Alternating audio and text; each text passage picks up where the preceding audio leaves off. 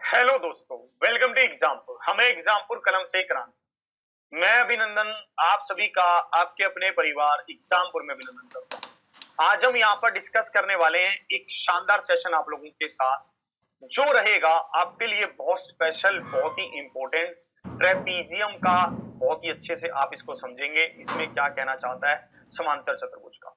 देखिए हमने समलंब चतुर्भुज का, जैसे कि हमने अभी तक हमने सब चीजों को डिस्कस किया, ठीक है। रोम्बस को भी डिस्कस कर लिया, पैरेललोग्राम को भी कर लिया, स्क्वायर को भी कर लिया। अब हम आगे बढ़ते हुए ट्रेपीजियम को डिस्कस कर रहे हैं कि समलंब चतुर्भुज क्या है, इसके बारे में हम पूरा पढ़ेंगे, ठीक है। हम उसी कंसेप्ट पर चलेंगे जिस पर हम चलते आ रहे हैं। हमारा कंसेप्ट क्या है कि हम सबसे पहले समलंब चतुर्भुज को समझते हैं कि समलंब चतुर्भुज क्या है, कैसे बनता है, उसके ऊपर हमें क्या क्या पढ़ना है, फिर हम उसको आगे डिस्कस करेंगे कि उसको हम कैसे सोल्व कर सकते हैं। तो आज के फिर हम उस पर क्वेश्चंस को देखेंगे कि कैसे कैसे क्वेश्चन पूछता है। तो आज के सेशन की शुरुआत करते हैं। सभी साथियों को गुड मॉर्निंग, राधे राधे, राम राम। ध्यान से आप मेरी हर एक बात को समझना, समझते हुए मेरे साथ चलना और बिल्कुल कायदे से हर एक क्वेश्चन का आंसर करना।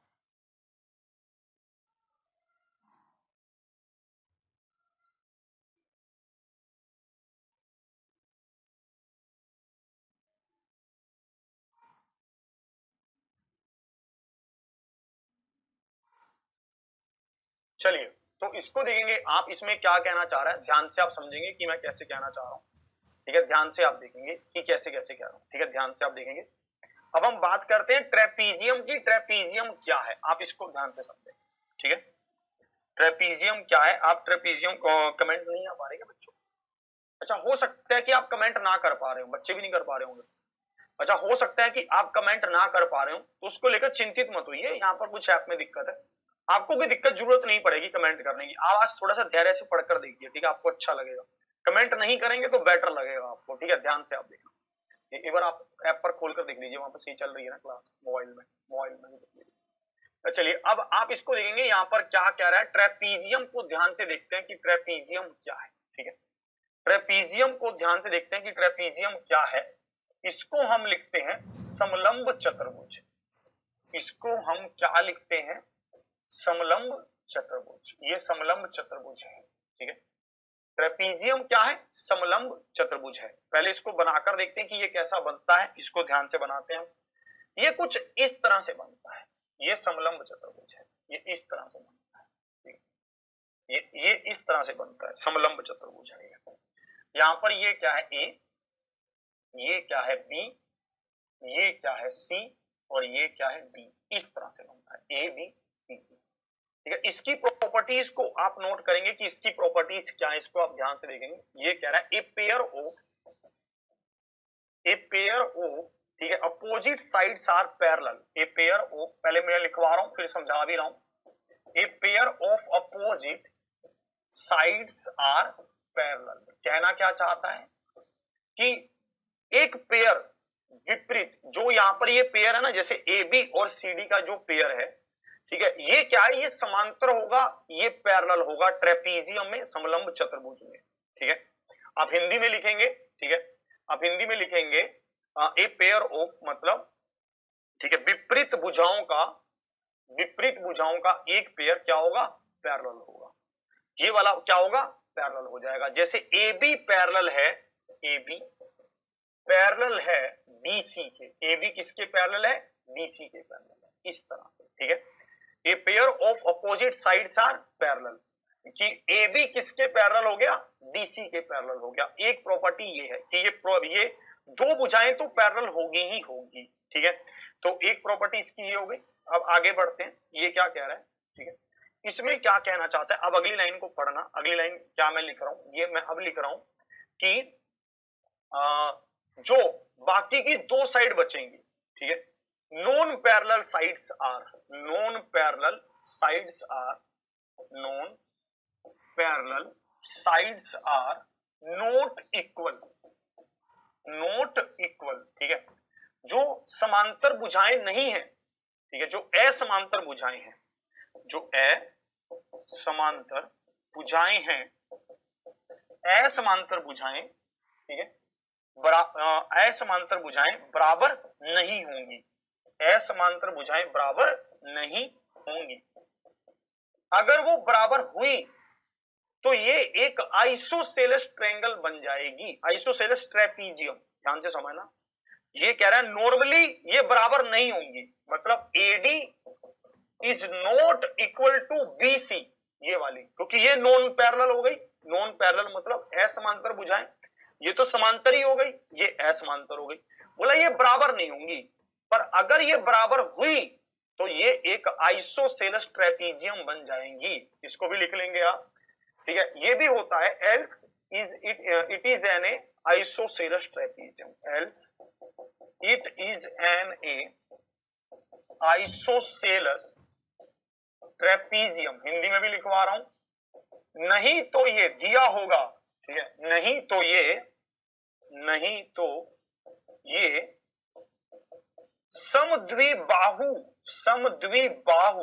समलंब बन जाएगी, समद्विबाहु समलंब बन जाएगी। मतलब ये कहना चाहता है अगर AB is equal to BC हुआ तो, मान लो हुआ, तो ये एक क्या बनेगी, आइसोसेलेस ट्रायंगल, आइसोसेलेस ट्रेपीजियम बन जाएगी, समद्विबाहु समलंब बन जाएगी। ये आपको ध्यान रखना है, ठीक है, समद्विबाहु समलंब बन जाएगी, ऐसा कहना चाहता है। इस बात को समझे आप, ठीक है। फिर कह रहा है कि अपोजिट एंगल्स आर इक्वल, विपरीत कोण बराबर होंगे। कैसे? अपोजिट एंगल्स आर इक्वल, जैसे angle A is equal to angle C होगा, angle D is equal to angle B होगा। ये बात तो क्लियर है, इसमें तो कोई दिक्कत होनी नहीं चाहिए थी, ठीक है। ये कह रहा है opposite angles are equal, opposite angles are equal. यहां पर क्या कहना चाहता है कि विपरीत कोण बराबर होंगे। क्या कह रहा है? विपरीत कोण बराबर होंगे, बराबर, विपरीत कोण क्या होंगे, बराबर होंगे।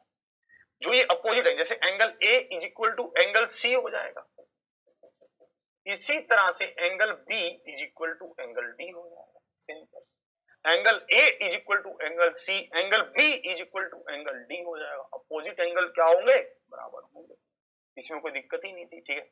ये प्रॉपर्टीज हमारे पास थी। और फिर एक सबसे वही कॉमन प्रॉपर्टी क्या होगी कि भाई साहब एंगल ए प्लस में एंगल डी, ये वाले, अगर जैसे मान लो ये पैरेलल भुजाएं हैं, ए बी पैरेलल है डी सी के, तो angle A plus angle D 180 degree होंगे, क्योंकि ये एंगल डी है, ये ऊपर चला जाएगा, 180 डिग्री हो जाएंगे। इसी तरह से एंगल बी प्लस में एंगल सी भी क्या होंगे, 180 डिग्री। इसी तरह से एंगल बी प्लस में एंगल सी भी क्या होंगे, 180 डिग्री। आप इसको ऐसा लिख सकते हो कि नॉन पैरेलल भुजाओं के ऊपर बने हुए कोणों का जोड़ 180 डिग्री होगा, असमांतर भुजाओं पर बने हुए कोणों का जोड़ क्या होगा, 180 डिग्री होगा, ठीक है। ये वाले 180 डिग्री नहीं होंगे कि आप ए और बी लिखने लग जाओ, ये नहीं होंगे। ये होंगे जो नॉन पैरेलल साइड्स पर बने हुए हैं, जो असमांतर भुजाओं पर बने हुए हैं, उनका योग क्या होगा, 180 डिग्री होगा। ये ऐसा कहना चाहता है भाई साहब। तो इस प्रॉपर्टी को भी आप नोट कर सकते हैं कि आमने सामने वाले कोण बराबर होंगे, ठीक है, और दो भुजाएं क्या होंगी, पैरेलल होंगी, दो भुजाएं नॉन पैरेलल होंगी। जो नॉन पैरेलल भुजाएं होंगी वो बराबर हो भी सकती हैं, नहीं भी हो सकती।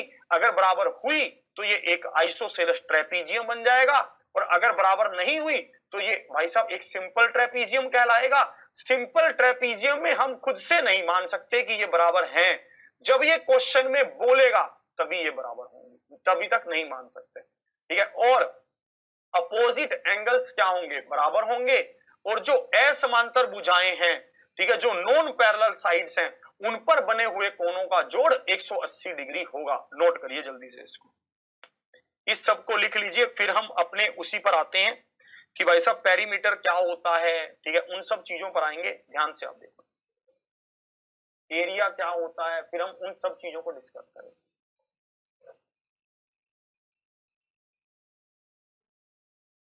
चलिए, फिर हम उन्हीं सब चीजों को डिस्कस करेंगे कि पेरीमीटर क्या है समलंब चतुर्भुज का, एरिया क्या है समलंब चतुर्भुज का, ट्रेपीजियम का, फिर हम उन सब चीजों पर आ जाएंगे, फिर क्वेश्चनों पर आ जाएंगे। ध्यान से आप इसको देखना, इसमें कैसे क्या है।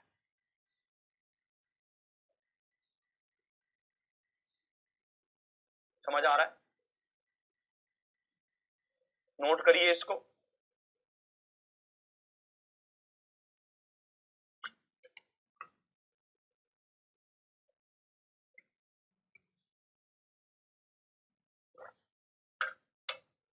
चलिए अब देखेंगे आप, तो अब आप यहां पर देखेंगे कि ट्रेपीजियम बनता कैसे, कुछ इस तरह से।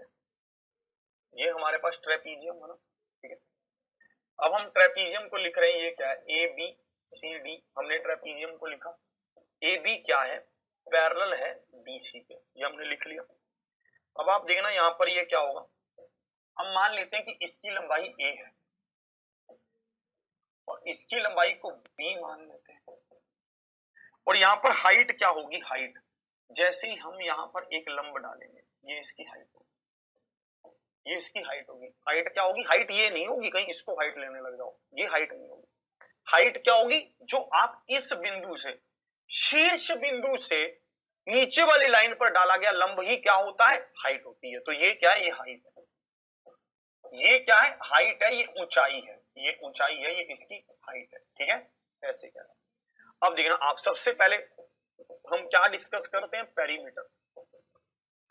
पेरीमीटर मतलब परिमाप। परिमाप क्या होता है, सभी भुजाओं की लंबाई का जोड़, मतलब A B plus B C plus में सी डी प्लस में डी ए, ये परिमाप है। ए बी प्लस में बी सी प्लस में सी डी प्लस में डी ए, ये परिमाप है इसका। ये क्लियर है यहां तक?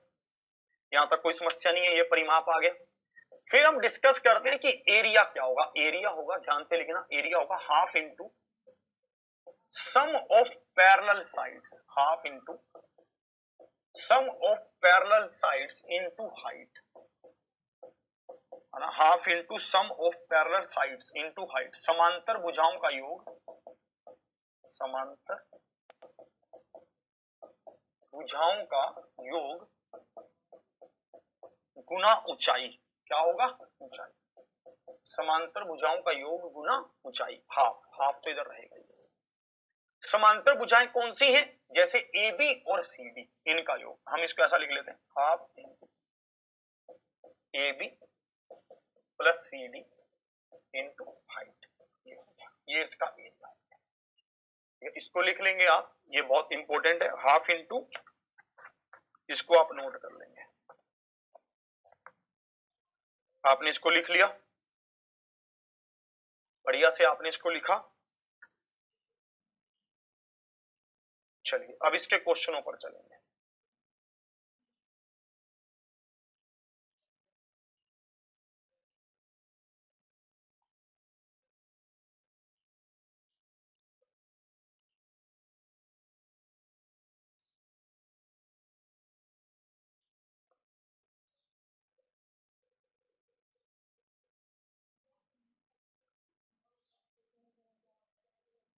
समझे आप, इसको नोट करिए जल्दी से। आज बड़ा मजा आ रहा है भाई पढ़ाने में भी, मुझे लग रहा है पढ़ने में भी मजा से ही आ रहा होगा आज, क्योंकि आप भाई साहब ज्यादा बोल नहीं पाओगे तो समझोगे चीजों को ध्यान से, नहीं तो पहले तो ऐसे ही करते रहते थे, ये वो है, ठीक है। अब तो भाई साहब आज कतई आराम सा मिल रहा होगा आपको भी। अब इसको देखेंगे ये क्या कह रहा है, सबसे पहले इस क्वेश्चन का उत्तर बताइए।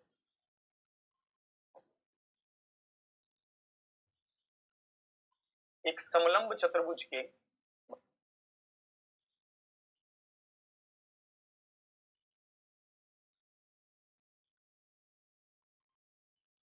चलिए, एक समलंब चतुर्भुज के दो समांतर भुजाओं की लंबाई 5 सेंटीमीटर और 7 सेंटीमीटर है, और इन समांतर भुजाओं के बीच की दूरी 4 सेंटीमीटर है। इसका क्षेत्रफल ज्ञात करो कि इसका क्षेत्रफल क्या है, ये आपसे पूछा गया। कह रहा है कि एक समलंब चतुर्भुज के दो समांतर भुजाओं की लंबाई 5 सेंटीमीटर और 7 सेंटीमीटर है, ठीक है। एक समलंब चतुर्भुज है हमारे पास, कुछ ऐसी चतुर्भुज है हमारे पास, इसकी दो भुजाओं की लंबाई कह रहा है, एक की 5 है। अब कैसे पता चलेगा 5 किसकी है, जो छोटा है उसकी 5 है, जो बड़ा है उसकी 7 है, यही है। ये कैसे पता चलेगा? अभी ये भी कई बंदों को क्वेश्चन होता है कि ये कैसे पता चलेगा?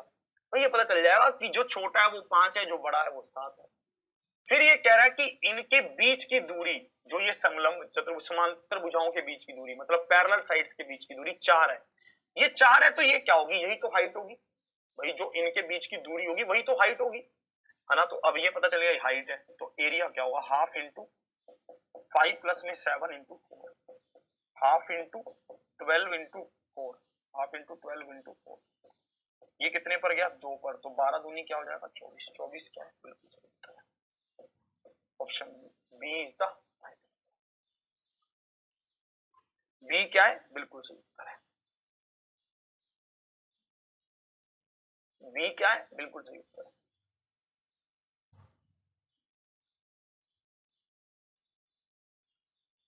चलिए आगे देखते हैं इसमें क्या जा रहा है, इसको लिख लीजिए, कोई बात नहीं, समय देते हैं आपको, नहीं तो फिर आप ऐसे कहने लगोगे और सर समय नहीं देते हो।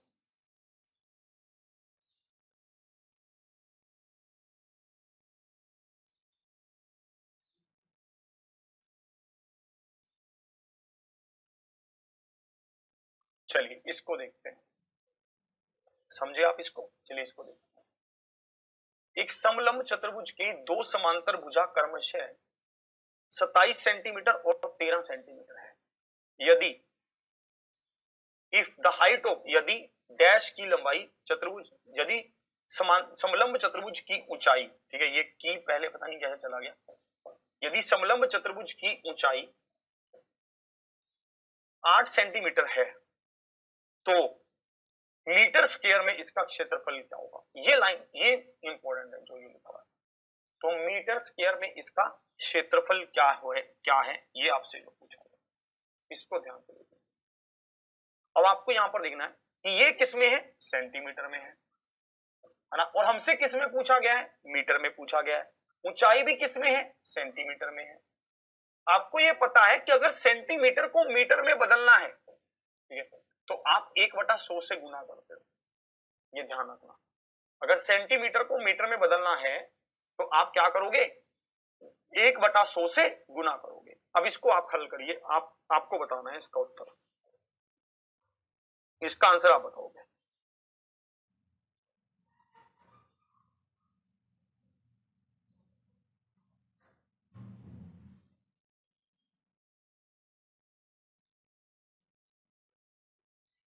देखेंगे अब मैं बता रहा हूं, चलो आपने भी कर लिया होगा, मुझे पूरा विश्वास है, क्योंकि अब तो कुछ बचा ही नहीं है। कह रहा है एक समलंब चतुर्भुज की दो समांतर भुजाएं हैं, एक समलंब चतुर्भुज है, इसकी दो समांतर भुजाएं, एक है 13, एक है 27। अब देखना आप, अब हम क्या कर रहे हैं, हम इसको यहां पर ऐसे मिला रहे हैं, हम यहां पर ऐसे मिला रहे हैं, मतलब इसकी ऊंचाई क्या है? 8 है, ऊंचाई 8 है। अब मैं क्या करता हूं, इसका एरिया लिखता हूं, एरिया क्या होगा? हाफ इंटू 13 प्लस में 27 गुना में 8, पर ये किस में है? ये सेंटीमीटर में है। 13 गुना में 27, 13 प्लस में 27 सेंटीमीटर, और 8 भी क्या है? सेंटीमीटर। आप इसको मीटर में बदलेंगे, मीटर में कैसे बदलोगे? 13 और सॉरी 27 और 3 30, 30 और 10 40, 40 सेंटीमीटर मीटर में बदलोगे तो भाग करोगे 100 से। 8 सेंटीमीटर को बदलोगे मीटर में तो भाग करोगे 100 से, ये कट गया, ये भी है, तो कितना आया? 16, 16 बटे क्या आया? 1000 आया, मतलब 0.016 आया, 0.016, मतलब ऑप्शन ए आ गया, ए इज द राइट आंसर। ए क्या है? बिल्कुल सही उत्तर आ गया ए, इस तरह से कह रहा है ना? तो ये छोटी छोटी सी बातें हैं जो आपको बिल्कुल ध्यान रखनी है। इसमें जब आप कई बार हम क्या करते हैं, हम देखते हैं क्वेश्चन तो यार 27, 13, 8 आंसर दे रखा है, डेसिमल में पागल बना रहा है, ये कैसे हो गया? अरे भाई पढ़, सेंटीमीटर में है, ये मीटर स्क्वायर में पूछना, बस थोड़ा सा ध्यान से पढ़ना होगा। चलिए और आगे देखता हूं, ठीक है, इसको नोट कर लीजिए, नोट करने का भी आपको समय मिलेगा प्रॉपर। यार ये भाई साहब आज आपने बहुत अच्छा काम कर दिया, हम अपने एडिटर साहब को कह रहे हैं कि जो कमेंट आ ही नहीं रहे हैं, ठीक है भाई साहब, नहीं तो फालतू का यार आप लोग इतना दिमाग लगाते थे उसमें, ठीक है, आपका पूरा एनर्जी वेस्ट होता था, ठीक है, उसमें कोई लड़ रहा है आपस में, कोई पूछ रहा है तूने चाय पी आज, तूने पानी पी लिया, कोई पूछ रहा है तुम ठीक हो, मैं तो तुमसे ही मिलने आया हूं, ठीक है, और भाई साहब कभी कभी कोई बात आ जाता था, कोई कुछ कहता था, कोई कुछ कहता था, हल्ला मचा देते थे यार। मैं तो ये सोच रहा हूँ कि अब क्लास में ऐसा कर दें कि लास्ट के 10 मिनट में आपके कमेंट खोले जाएं, जिसमें आपको ये भी प्रूफ हो जाए कि हाँ मैं लाइव हूँ ऐसे करके वाला, ठीक है। तो जिसमें आपको ये भी हो जाए, नहीं तो आधे से ज्यादा बच्चे तो मुझे ये लग रहा है मन ही मन सोच रहे होंगे यार रिकॉर्डिंग है वे, रिकॉर्डिंग है। ठीक है, आज डेट क्या है एडिटर साहब, डेट बोल दें आज, इनको थोड़ा सा इनको हो जाएगा। आज क्या डेट है, आज डेट क्या है, 9 तारीख है आज, आज 9 है, 9 अगस्त है, ठीक है, और 2021 है, मैं लाइव हूं आपके सामने, ठीक है। तो चलिए इसको देखेंगे, ये क्या कह रहा है। कह रहा है एक समलंब चतुर्भुज की समांतर भुजाओं की लंबाई 51 सेंटीमीटर और 21 सेंटीमीटर है। अब देखो अन्य भुजा की लंबाई 39 सेंटीमीटर है। समलंब चतुर्भुज का क्षेत्रफल ज्ञात कीजिए कि समलंब चतुर्भुज का क्षेत्रफल क्या होगा। अभी तक हमें ये नहीं समझ आ रहा था कि यार इसमें दो भुजाओं का तो आप मतलब बता रहे हो यूज क्या होगा, पर बाकी की जो दो भुजाएं हैं जो नॉन पैरेलल साइड्स हैं उनका क्या यूज है, उनसे क्या करना चाहते हो, उनका भी तो कुछ यूज होगा। तो हमें उनका भी यूज अब समझ आएगा कि उनका क्या यूज होगा। ध्यान से आप देखना ये क्या कह रहा है। कह रहा है कि हमारे पास एक क्या है, एक समलंब चतुर्भुज है, हमारे पास क्या है, एक समलंब चतुर्भुज है, एक ट्रेपीजियम है। इस समलंब चतुर्भुज में क्या है, एक भुजा की लंबाई है 51 और एक की क्या है 21। ध्यान से समझना। कह रहा है अन्य दो की लंबाई क्या है 39 है। अब इसने खुद ही बोल दिया कि अन्य दो की लंबाई 39, इसका मतलब ये बराबर है, ठीक है। अन्य दो की लंबाई अगर 39 ही इसने बोल दिया तो इसका मतलब ये क्या है, बराबर। सिंपल, ये समझ आ रहा है, ठीक है। इस बात को बहुत ध्यान से समझना। अब बहुत बढ़िया सा है ये, इसको ध्यान से अच्छे से कैच करना कि अगर ये कह रहा है कि अन्य दो की लंबाई 39 है, ठीक है, तो भाई साहब इसका मतलब क्या है, ये भी 39 है और ये भी 39 है, ये बराबर है। अब आप इसको कैसे सोल्व करेंगे ध्यान से देखना। हम क्या करते हैं, हम यहाँ पर एक लाइन ऐसे खींचते हैं और एक लाइन यहाँ पर ऐसे खींचते हैं, मतलब 90 डिग्री का कोण बनाते हैं, 90। और यहाँ पर भी क्या बनाते हैं, 90 का, यहाँ पर भी 90 का बनाते हैं। तो मुझे इस बात से ये बात समझ आ गई है कि अगर ये 90-90 का बनेगा, ठीक है, तो यहां पर मुझे एक बात आप बताइए, ये तो हाइट h हो जाएगी और ये भी हाइट h हो जाएगी, मतलब हाइट तो बराबर ही रहेगी दोनों की, क्योंकि दोनों की अगर कोई भी दो समांतर दो पैरेलल भुजाओं के बीच में ऐसे सीधी सीधी रेखाएं खींची जाएंगी, ठीक है, मतलब पैरेलल रेखाएं खींची जाएंगी तो वो बराबर होंगी, ठीक है। तो अगर ये हाइट h है तो ये भी हाइट h होगी। अब मुझे एक बात बताओ, ये क्या बन रही है, ये एक राइट एंगल ट्रायंगल बन रही है। ध्यान से देखना मैं क्या मेंशन कर रहा हूं, ये एक राइट एंगल ट्रायंगल बन रही है, ये वाली, ये क्या है, ये एक राइट एंगल ट्रायंगल बन रही है। इसी तरह से ये भी एक राइट एंगल ट्रायंगल बन रही है, ये भी एक राइट एंगल ट्रायंगल बन रही है।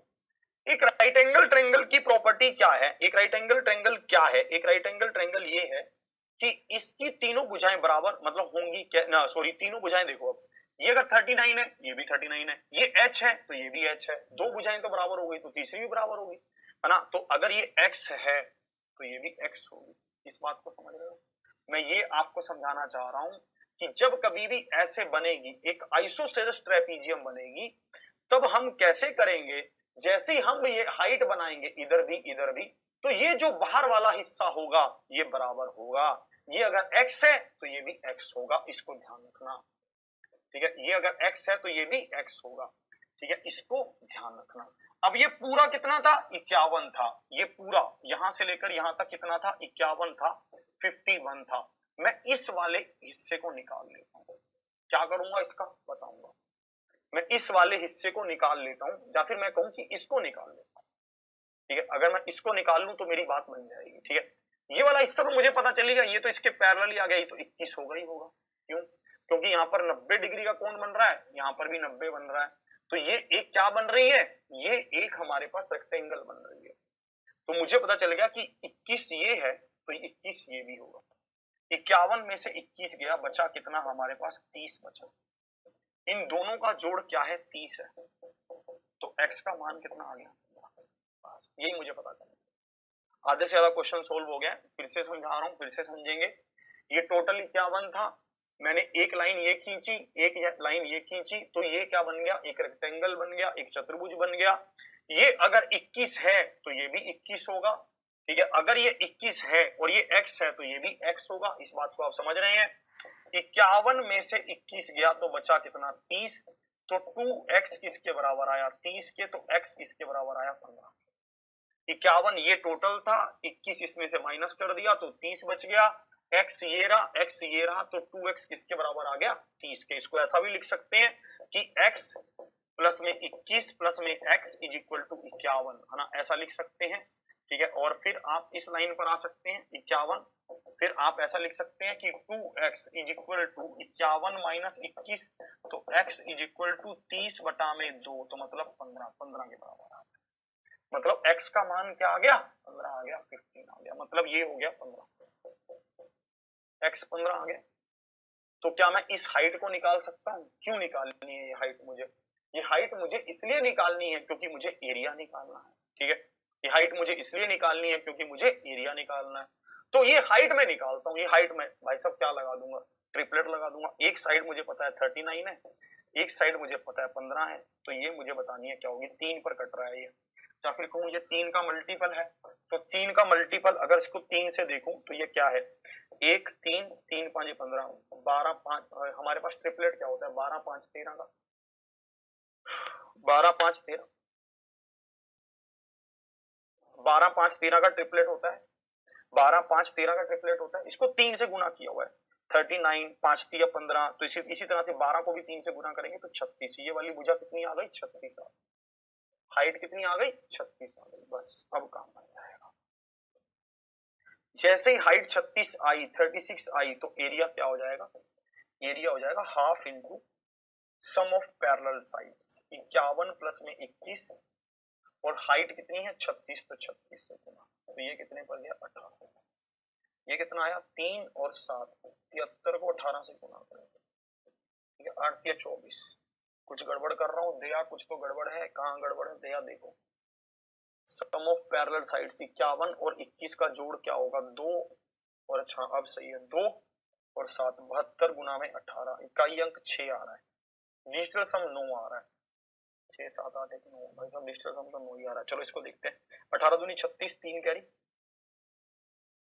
ठीक है, 18 7 126, 126 और 3 129, मतलब 1296। Option B is the, option B क्या है, बिल्कुल सही।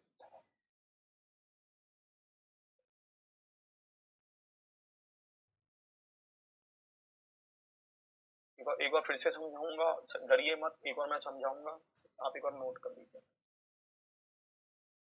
हाइट तक आपको समझ आ गया होगा कि हाइट कैसे निकाला हमने। ये 39 है, ये 15 है, ये राइट एंगल ट्रायंगल है, तो हमने इसकी हाइट निकाल दी है 36। हाइट अगर निकल गई तो मुझे पता है कि सम ऑफ पैरेलल साइड्स गुना में ऊंचाई क्या होता है, एरिया। तो एरिया क्या आ गया, 1296। समझाऊंगा, धैर्य रखिए, नोट करिए, नोट कर लीजिए बस जल्दी से।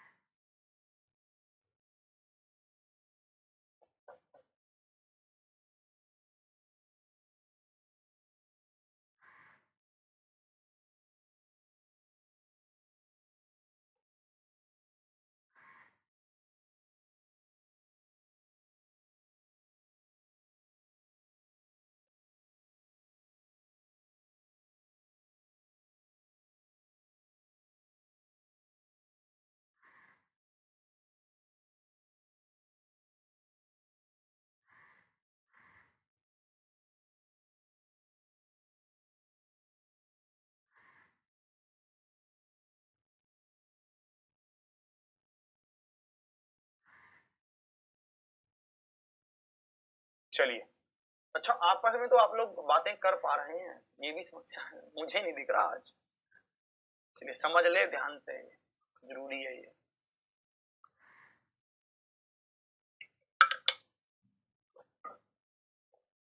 नोट हुआ, लिखा आपने, चलो चलिए मैं आपको बताता हूँ अब कैसे था। आपको आपको क्या करना था, आपको सीधा ऐसे, एक मान लीजिए हमने एक ट्रेपीजियम बनाया, इस ट्रेपीजियम में ये कितना 21 है और ये कितना है 51, ये है, ये कितना 21 है और ये कितना है 51। तो मैं यहाँ पर एक ऐसे लंब डालूंगा, यहाँ पर ऐसे एक लंब डालूंगा, जैसे मैं ये लंब डालूंगा तो ये कितना आएगा 21 आएगा। और भाई साहब ये मेरे पास कितना बचेगा x, और ये भी क्या बचेगा x। तो मैंने कहा कि 51 प्लस में x प्लस में x, 51 नहीं 21, मैंने क्या कहा 21 प्लस में x प्लस में x इज इक्वल टू 51, तो 2x इज इक्वल टू 30, तो x इज इक्वल टू 15। मतलब ये मेरे पास कितनी आ गई 15। ये मुझे दे रखी है 39, तो मैंने कहा ये बन रहा है 90, तो ये आ गया 36। मैंने कहा मेरे पास बुझाएं क्या है 39 15, ये मुझे बतानी है, 3 पर काटना है, तो 13 5 12, ये 3 का मल्टीपल है सारी, ठीक है, 12 3 36, तो ऊंचाई कितनी आ गई 36। अब मुझे पता है कि एक भुजा 51 है पैरेलल साइड, एक भुजा 21 है, ऊंचाई कितनी है 36 है, तो एरिया क्या होगा, एरिया होगा हाफ इंटू 51 प्लस में 21 गुना 36, हाफ इंटू, ठीक है, 36 को तो इससे काटो 18 से, तो ये 72 गुना 18 मतलब 1296 ही था, 1296 ऐसे था। मतलब उसी चीज को रिपीट किया है मैंने ताकि आपको दिख जाए ये सही से।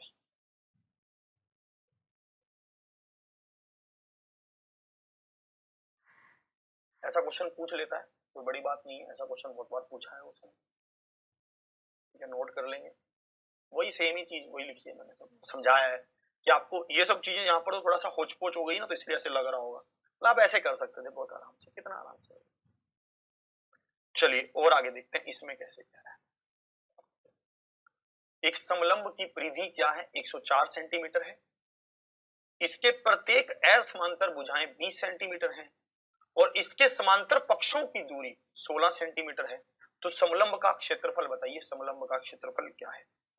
कहां पूछा गया, दिल्ली पुलिस नवंबर 2020 में पूछा गया, अभी की बात है यार, नवंबर 2020 को कितना ही टाइम हुआ है, उसके बाद तो लॉकडाउन ही लग गया। इसको देखिए,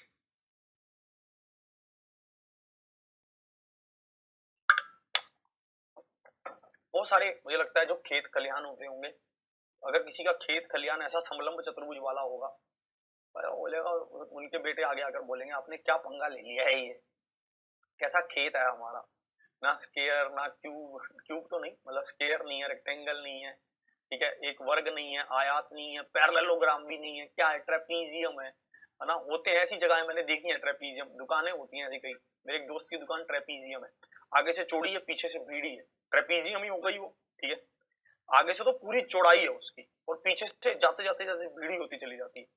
या फिर आपने कई बार कई दुकानें ऐसे देखी होंगी, आगे से थोड़ी कम होंगी बीड़ी सी होंगी, फिर आगे पीछे जाते जाते ऐसे ऐसे ऐसे खुल जाती होंगी, देखी होंगी आपने कहीं, सोचो सोचो सब क्या है ट्रेपीजियम। कह रहा है एक ट्रेपीजियम का परिमाप दे रखा है, पेरीमीटर दे रखा है, ट्रेपीजियम का परिमाप क्या होगा, जैसे मान लीजिए ए बी सी डी इस तरह से है, ये जो नॉन पैरेलल साइड्स हैं उनकी भी इन्होंने ऊंचाई लंबाई दे रखी है, मान लो ये 20 है तो ये भी 20 है, ऐसे दे रखा है, ये मान लो a है और ये मान लो b है, a b तो मत मानो, चलो इसको x और y मान लो, चलो इसको x और y, ताकि ये आसानी से समझ आ जाए x और y है। अब मुझे बताओ परिमाप क्या होगा, परिमाप होगा x प्लस में y प्लस 40, 40 कहां से आ रहा है, इन दोनों का जोड़ आ रहा है, यही तो परिमाप होगा। परिमाप दे क्या रखा है 104, तो x प्लस में y क्या होगा, x प्लस में y होगा 64 64। अब मुझे यार क्या पता करना था, मुझे ये एरिया निकालने के लिए चाहिए क्या, मुझे एरिया निकालने के लिए सम ऑफ पैरेलल साइड्स चाहिए, और क्या चाहिए हाइट चाहिए, हाइट भी दे रखी है बाबलों ने, कितना आसान बना दिया, हाइट कितनी दे रखी है 16, हाइट भी दे रखी है कि 16 है।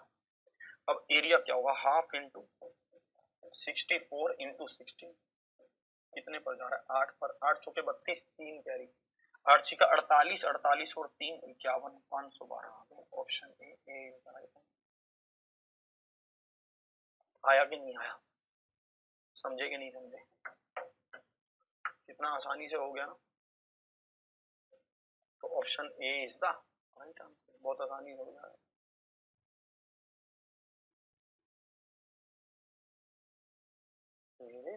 तुम छोड़ दी है।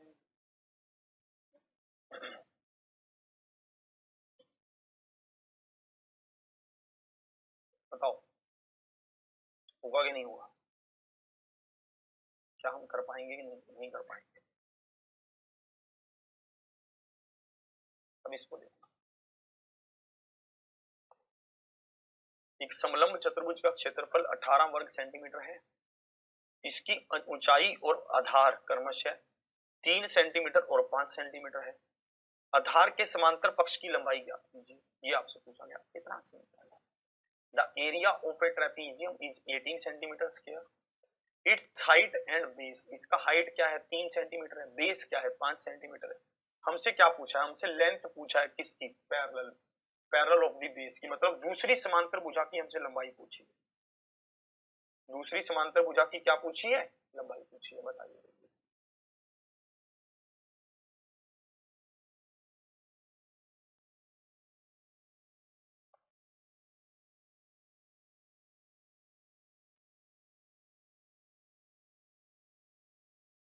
जल्दी से बताएंगे।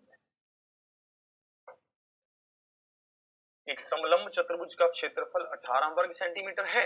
ठीक है, समलंब चतुर्भुज का क्षेत्रफल क्या होता है? हाफ इंटू ए प्लस में बी। ठीक है, और इसकी ऊंचाई और आधार क्रमशः इंटू हाइट बराबर किसके? 18 के। तो आप लिखेंगे हाफ इंटू, भाई साहब इसकी ऊंचाई और आधार। ठीक है, ऊंचाई, ऊंचाई कितनी दे रखी है? 3, तो ऊंचाई को रख दो पहले।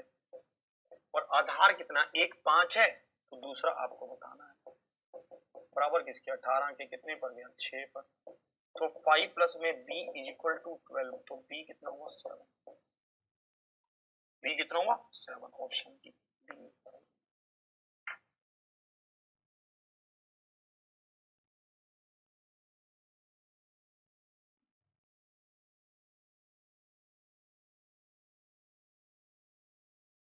देखिए इसका बताइए आप क्या उत्तर होगा।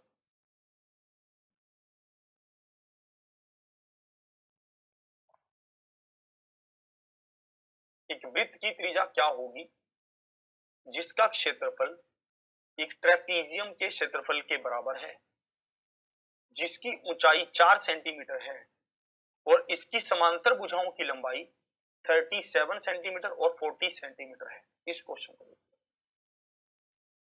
क्या कह रहा है? एक वृत्त की त्रिज्या क्या होगी जिसका क्षेत्रफल एक ट्रेपीजियम के क्षेत्रफल के बराबर है, जिसकी ऊंचाई 4 सेंटीमीटर है और इसकी समांतर भुजाओं की लंबाई 37 सेंटीमीटर और 40 सेंटीमीटर है। अब इस क्वेश्चन में जल्दी से आप देखिए, अक्सर जो क्वेश्चन पूछता है वो मिक्स क्वेश्चन पूछता है। मिक्स अप कैसे? जैसे अब इसने क्या किया, वृत्त मतलब सर्कल के एरिया को भी ले लिया, ट्रेपीजियम के एरिया को भी ले लिया। ऐसा क्वेश्चन जब ये पूछता है तो आपको थोड़ा सही लगता है ना? मतलब जब दो चीजों को मिश्रण, दो चीजों का मिक्सअप पूछेगा तो हमें समझ आ जाएगा कि क्वेश्चन की क्वालिटी क्या है ना? अब इसीलिए हमें हर चीज का पता होना चाहिए। अब हमने पहले सर्कल को पढ़ लिया, उसका एरिया हमें ध्यान है। अब हमने ट्रेपीजियम को पढ़ लिया, अब हमें उसका एरिया भी ध्यान है, तो क्वेश्चन बन जाएगा। जैसे मुझे पता है कि एक ट्रेपीजियम का क्षेत्रफल क्या होगा? हाफ इंटू समांतर भुजाओं की लंबाई का जोड़ क्या है? 37, और ऊंचाई क्या है? 4। एक वृत्त का क्षेत्रफल क्या होता है? पाई आर स्क्वायर।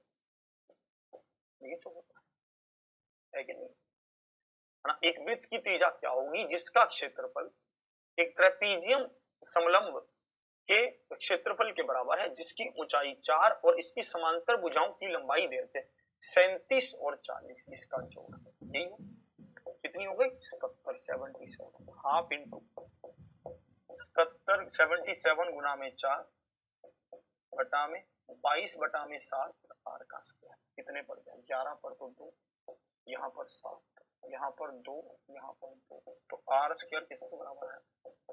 7 इंटू 7 के, तो आर किसके बराबर है? आर किसके बराबर है? Option, option D is the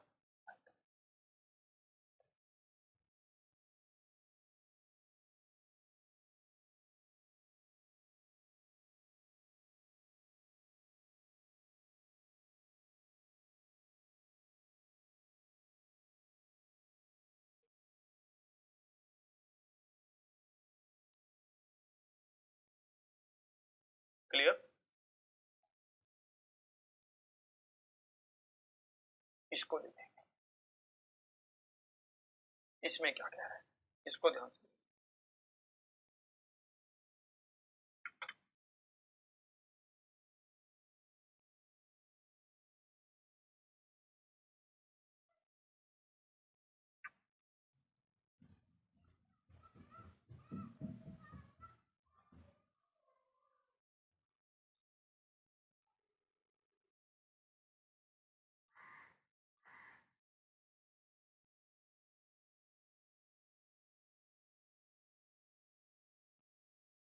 इसमें कह रहा है कि एक समलंब चतुर्भुज की समांतर भुजा 20 सेंटीमीटर और 10 सेंटीमीटर, इसके गैर समांतर भुजा एक दूसरे के बराबर है, मतलब जो नॉन पैरेलल साइड्स हैं वो क्या है, बराबर है।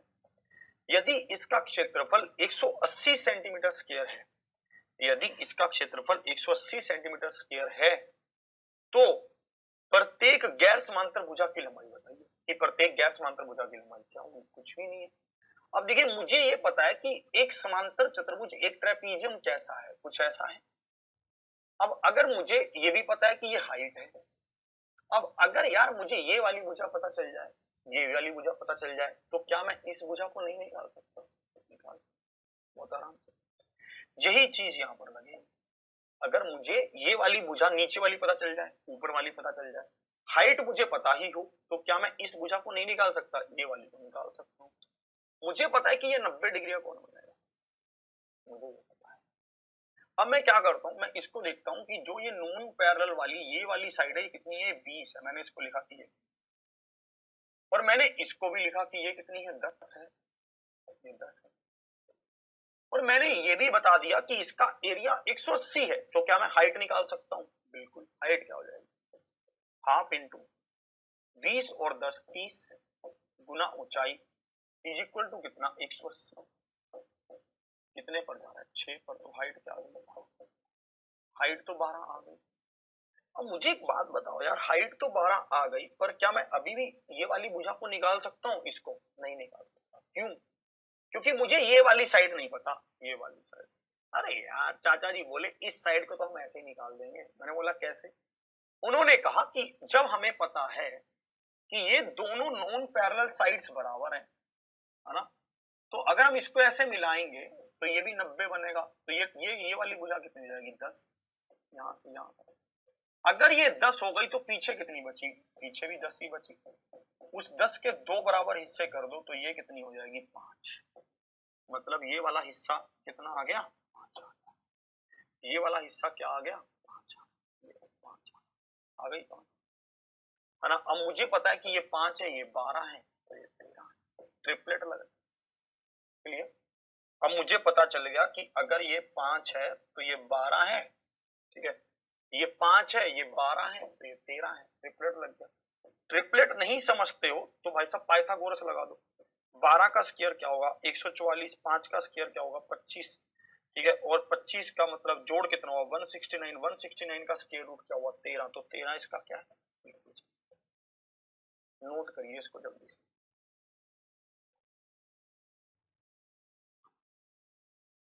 नोट करिए इसको जल्दी से, इसमें कैसे क्या है, जल्दी से नोट करिए।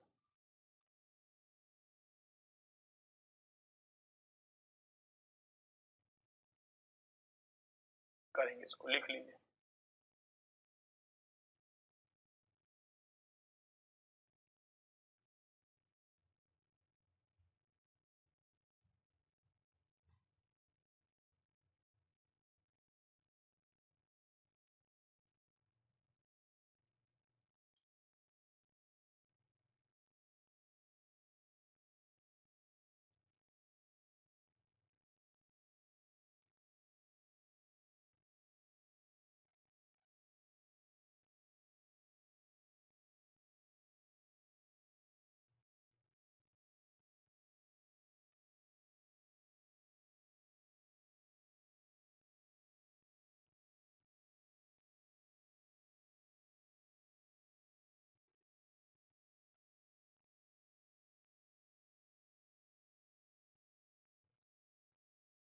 चलिए 13 आया, क्लियर। बहुत अच्छे से आपको ये समझ आया। चलिए और आगे देखते हैं, इसमें क्या कह रहा है, इसको ध्यान से देखना।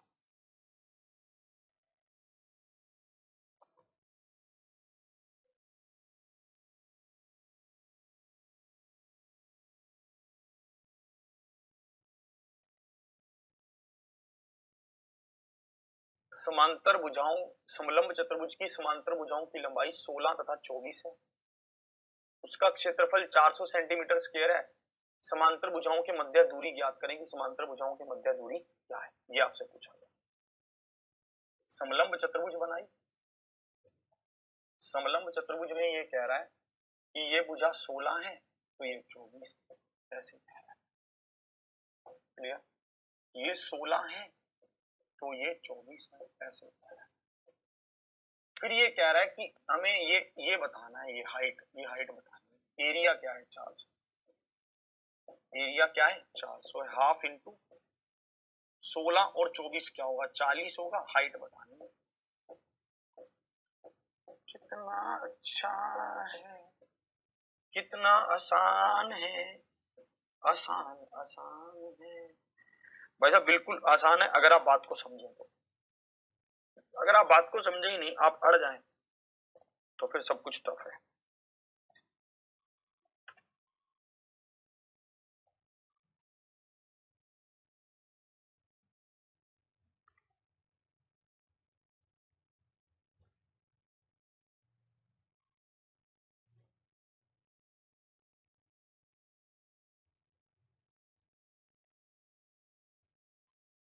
चलिए और आगे देखते हैं, इसको देखते हैं।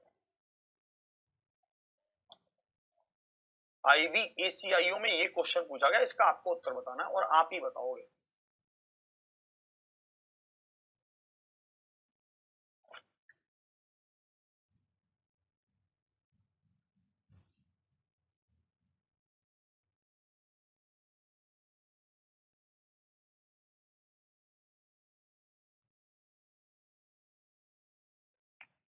जीत जाएंगे हम, जीत जाएंगे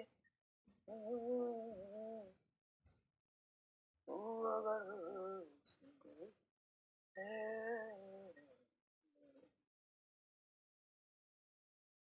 जिंदगी हर कदम एक नई जंग में।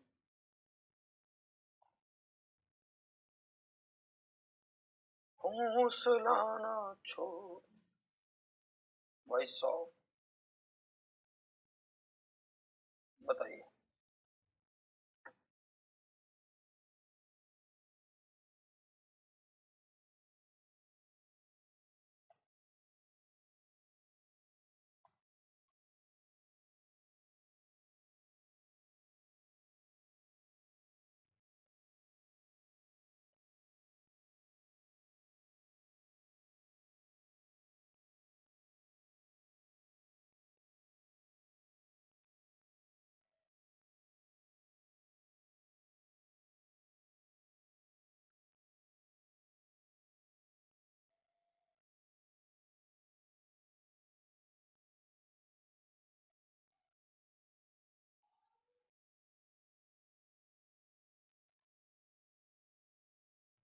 बताइए,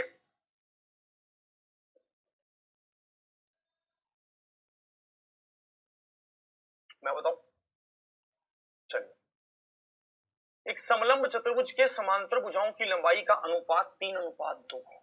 एक समलंब चतुर्भुज कुछ ऐसा है, इसके समांतर भुजाओं की लंबाई का अनुपात 3:2 है। मतलब ये अगर 3x है तो बड़ा जो होगा वो 3x होगा और जो छोटा होगा वो 2x होगा, यही होगा। ये 3x है तो ये 2x है। आगे बोल रहे हैं, और इनके बीच की जो ये दूरी है ना, ये क्या है, ये 15 है, ये 15 है। यदि समलंब चतुर्भुज का क्षेत्रफल 1350 वर्ग सेंटीमीटर है तो समांतर भुजाओं की लंबाई का अंतर ज्ञात करें। हमें ये अंतर बताना है कि 3x और 2x का अंतर क्या होगा, x होगा। हमें उस x का मान बताना है कि x का मान क्या है, ये हमें बताना है। अब इसको देखेंगे आप कैसे कैसे करते हैं, ध्यान से आप समझ। ये कह रहा है इसका क्षेत्रफल क्या है, 1350 वर्ग सेंटीमीटर है इसका क्षेत्रफल, ठीक है। अब मुझे पता है कि क्षेत्रफल होता क्या है, half into sum of parallel sides into 15 is equal to क्या, 13.5। तो आप इसको काटेंगे, 15 9 135 और 15 8 18 5 90, तो x क्या आएगा 36। ये मुझे बताना था, इनका अंतर 3x माइनस 2x किसके बराबर, x के, तो x किसके बराबर 36। 36 क्या है, ऑप्शन सी इज द, सी क्या है, परम सत्य।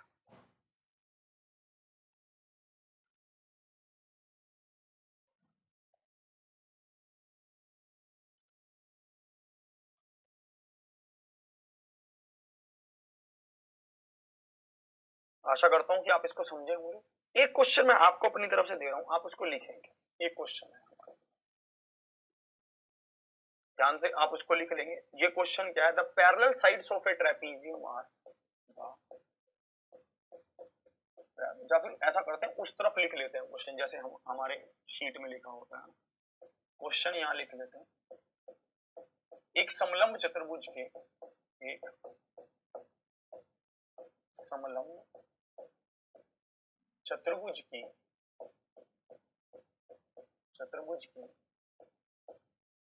समांतर भुजाओं का माप, समांतर भुजाओं का माप, समांतर भुजाओं का माप, ध्यान से देखो, 25 सेंटीमीटर और 11 सेंटीमीटर है। 25 सेंटीमीटर और 11 सेंटीमीटर है, तथा असमांतर भुजाओं का माप, असमांतर भुजाओं का माप, असमांतर भुजाओं का माप क्या है, असमांतर भुजाओं का माप भी लिखते हैं, 15 सेंटीमीटर और 13 सेंटीमीटर है।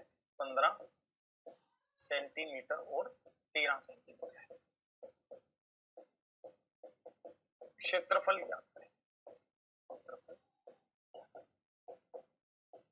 ये क्वेश्चन मैं क्यों लिख रहा हूं, क्योंकि अभी तक जो हम क्वेश्चन पढ़ रहे थे उसमें क्या था कि जो ये नॉन पैरेलल साइड्स थी, जो असमांतर भुजाएं थी, वो बराबर ही थी मोस्टली क्वेश्चनों में, पर इस क्वेश्चन में बराबर नहीं है, इसलिए इसको ऐसे लिख रहा हूं। ठीक है, इंग्लिश में लिख रहा हूं, द लेंथ ऑफ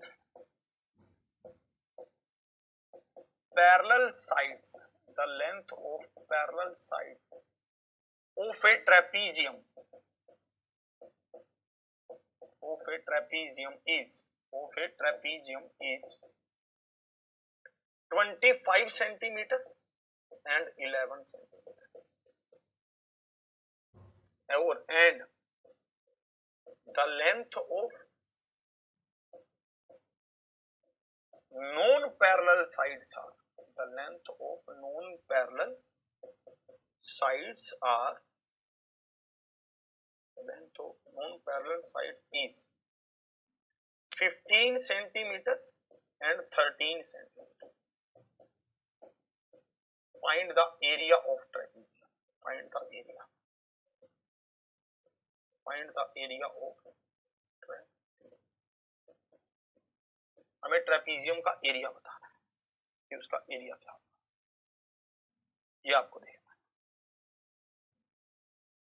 एक समलंब चतुर्भुज की समांतर भुजाओं का माप क्या है, 25 और 11, और असमांतर भुजाओं का माप क्या है, 15 और 13। हमें क्षेत्रफल बताना है। ऐसा क्वेश्चन पूछा जा सकता है, कोई बड़ी बात नहीं है, क्योंकि इसने पहले हमने कंडीशनों में यही लिखा कि दो भुजाएं जो होंगी वो बराबर भी हो सकती हैं और नहीं भी। अगर बराबर होंगी तो दिया होगा, अगर नहीं बराबर होंगी तो हमें अगर कुछ भी नहीं दिया तो नहीं बराबर होंगी, है ना। तो ऐसा क्वेश्चन पूछा जा सकता है, कोई बड़ी बात नहीं है। अब मुझे पता है कि मैं समांतर चतुर्भुज बनाऊं,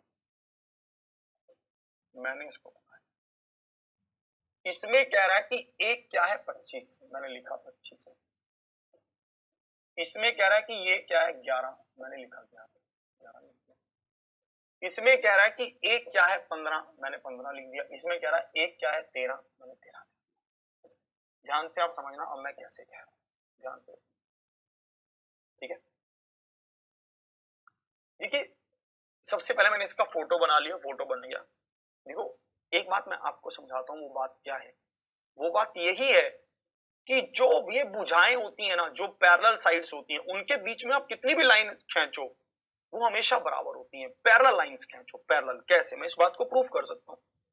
जैसे मान लीजिए आप एक स्केल लें, ये दो पैरेलल भुजाएं, मान लो आपने इस लाइन से ऐसे लाइन खींची है और इसी के पैरेलल, जस्ट पैरेलल एक लाइन ऐसे खींची।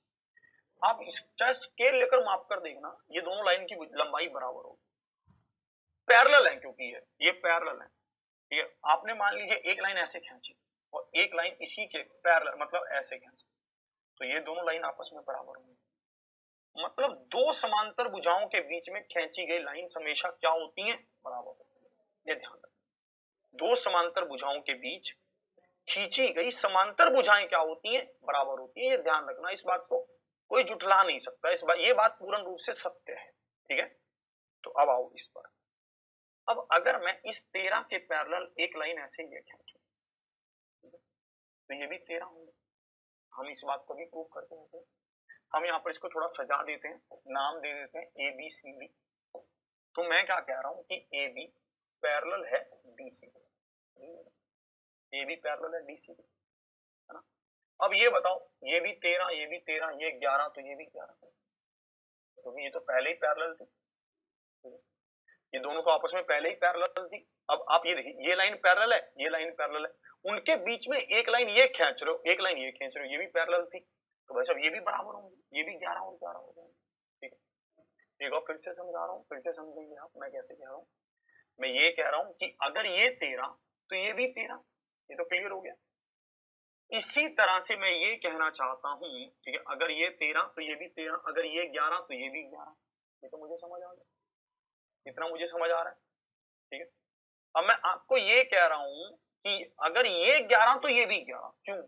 क्योंकि अब अगर आप देखोगे तो ए ई ले लो, ए ई पैरेलल है बी सी के, उसके बीच में लाइन खींची गई ए बी और ई सी, ये भी बराबर होगी, तो ये 11 तो ये भी 11, तो ये कितना बची, ये 14 बच गई। ये कितना बच गई, 14 बची ना, 14, ये 14 बच गई ना। अब आ जाओ इस पर। अब हम क्या करते हैं, अब हम इस ट्रायंगल का एरिया निकाल लेते हैं। जो ये मैं कितनी कह रहा हूँ, 14 कह रहा हूँ, 14 कह रहा हूँ, इसको लिख देता हूँ, ध्यान से लिख देता हूँ। ये क्या है, ये आपकी 14 है, ठीक है। अब मेरी बात को समझना, मैं क्या कह रहा हूँ। अब मैं ये कह रहा हूँ कि क्या मैं इस ट्रायंगल का एरिया निकाल सकता हूँ? आप कहेंगे बिल्कुल निकाल सकते हैं। कैसे? एक ट्रायंगल की मुझे सभी भुजाएं पता है, तो मैं कैसे निकालूंगा, सेमी पेरीमीटर से।